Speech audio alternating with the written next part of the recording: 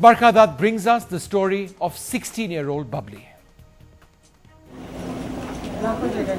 The child with nowhere to go, escaping near death in the Himalayas and now confronted with the cruelty of life.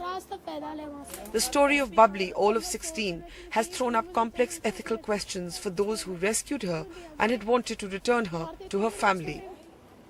We met Bubbly at a police chowki between Srinagar and Devprayag. A child of few words with even fewer personal belongings. Nothing, in fact, this plastic bag filled with a few biscuits.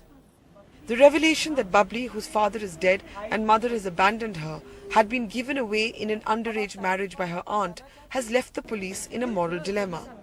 मतलब मैं नहीं करना चाहते थे ताई जबरदस्ती मतलब डंडा निकाल देते मुझे मारने के लिए घर से निकाल दिया हाँ ताई ने घर से निकाल दिया आपको तो वो रखना नहीं चाहते थे मुझे पहले It was her aunt, Bubbly tells us, who forced her into an illegal marriage with an older man who already had 3 children and later would beat her up and throw her out. And it was her aunt who sent her up to Gaurikund where she was rescued all by herself. वहाँ अकेली आप क्या कर रही थी? आपको आपकी अपनी ताई जी ने भेज दिया आपको वहाँ? तो ताई ने बिठाया मुझे truck As the children in her hometown of Devprayag mock her and make fun of her, and even her younger brother refuses to come and meet her, her plight has now attracted national attention. Child rights activists warn that the Uttarakhand calamity has left children and teenagers like Bubbly especially vulnerable. There is, they say, a real danger of child trafficking in Uttarakhand if a protective cover is not provided for children here and now. Unfortunately, this is the state of affairs that we are not paying attention to the protection of children at all. The children have once again taken a back seat in the deluge. These 2 girls are just the tip of the iceberg. There are thousands of girls or children who may have been separated from their families, who may have gone missing, who are now vulnerable to the kidnapping and trafficking rings that must be operating. And while our focus has to be on the rescue efforts, at the same time, we have to ensure that the children are protected from such organized crime syndicates. We had in fact requested the police to explore sending Bubbly to a shelter for children. But the police explained that with her relatives alive, the legalities are trapped in miles of red tape. Something we witnessed firsthand at the Tehsildar's office. अच्छा तो ये तो जाना नहीं चाहते उनके पास वो भी नहीं लेना चाहते हैं ताई के पास नहीं जाना हाँ तो इसका असल में ये है ना कि आपको जैसे कितना मिली थी वहाँ पे हमारे एसडीएम साहब बैठे हैं कितना जहाँ भी लड़की मिली Bubbly's story has moved the National Commission for the Protection of Child Rights into intervention. Any children who are in these circumstances, an effort will be made from the Commission side to see that proper care and attention is given at the state government level to such children.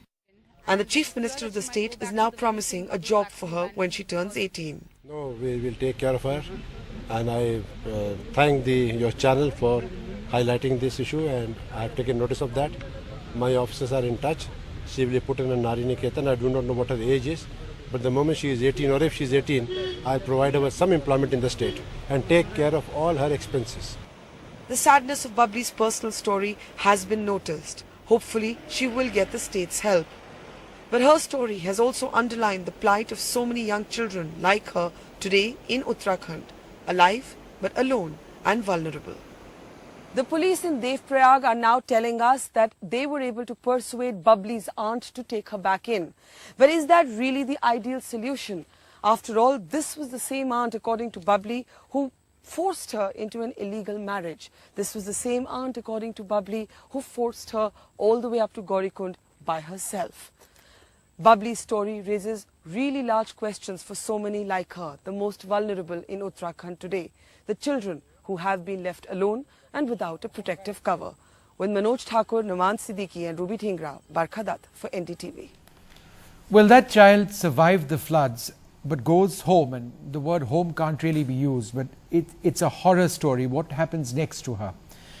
Well, I spoke to Barkha just a little while back, and I asked her, Barkha, when you found Bubbly, you thought you were reporting a story with a happy end, a story of a child being united with her loved ones. How is the story of Bubbly anything but a story that ends happily? Well, Vishnu, let me start by telling you how we found Bubbly. We were all stuck at a major landslide on the road between Srinagar and Devprayag, and as you know, because you were in that area as well, multiple landslides have been breaking the road links in that area repeatedly and sometimes almost every few kilometers. And when we were all stuck on one side of the landslide, somebody saw a camera, came up to us and said, have you heard about this girl who's been rescued from Gaurikund? And she's traveling up ahead in a truck with a woman constable.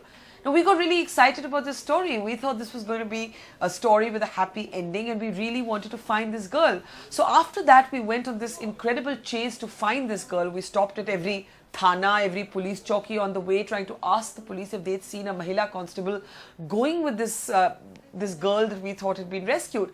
And finally, somehow, through one police officer, we managed to get the phone number of the woman police officer who was traveling with Bubbly in this truck. And they'd actually, as it later turned out, just hitched a ride in this random truck going down the highway. Now, at this point, we're still thinking this is a happy ending. The woman constable tells us that this is a young woman with me who's going to be reunited with her husband at a bridge just ahead in a place called Kirti Nagar.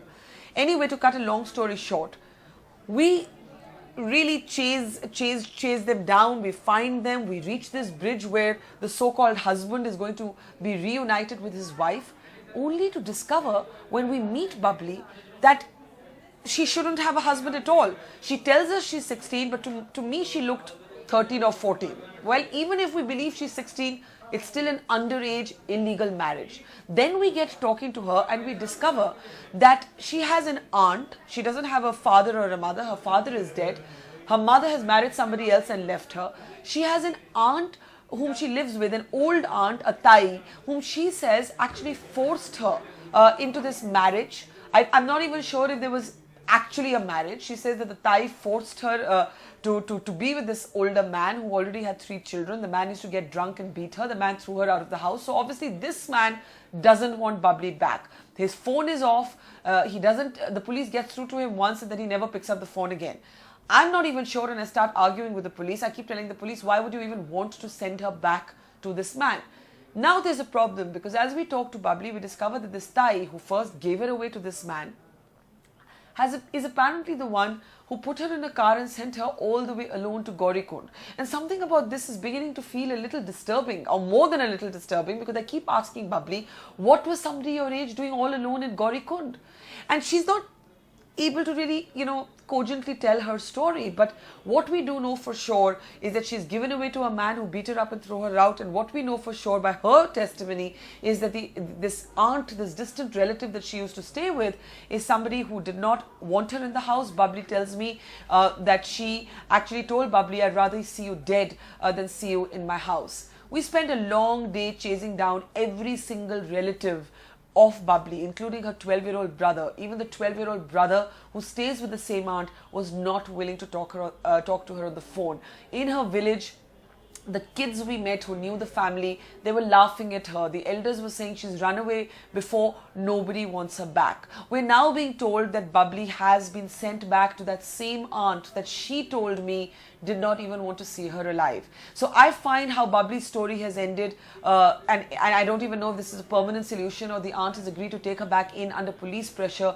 A very unsatisfactory and disturbing ending. I do not believe that Bubbly is in an environment that will keep her safe, and I think it's very important that she be sent to some sort of Nari Niketan or children's shelter.